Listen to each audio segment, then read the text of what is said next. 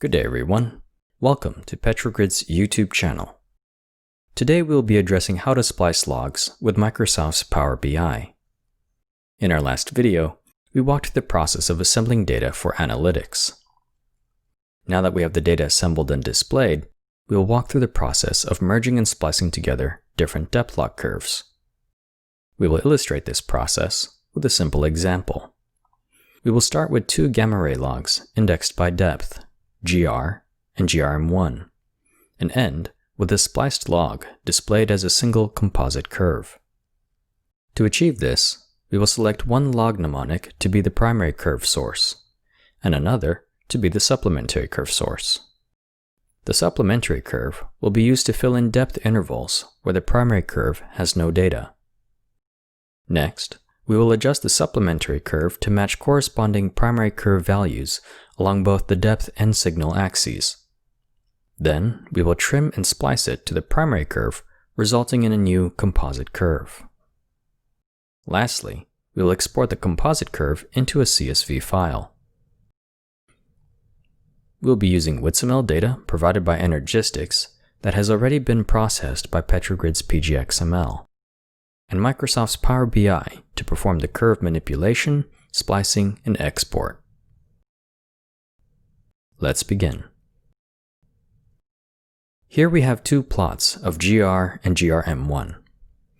GR will be our primary curve, and GRM1 will be our supplementary curve.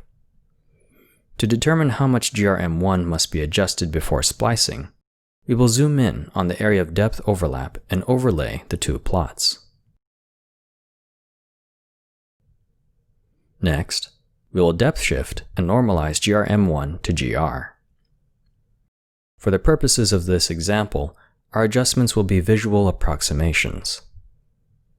Once we've adjusted GRM1, we can simply filter out the overlapping GRM1 depths to display only the missing depth interval of GR. Now to see the entire log within context, we will zoom out to see all of our data.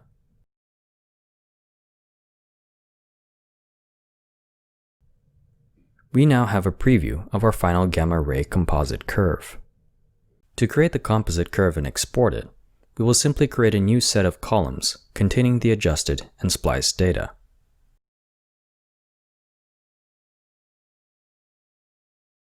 Finally, we can review our newly spliced log and export it as a CSV file using Power BI's Export Data feature.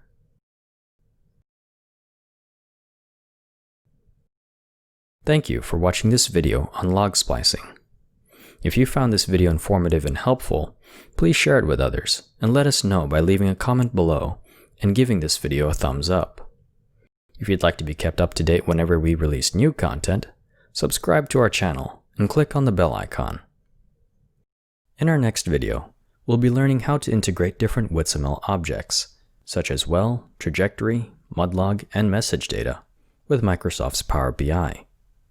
We'll see you then.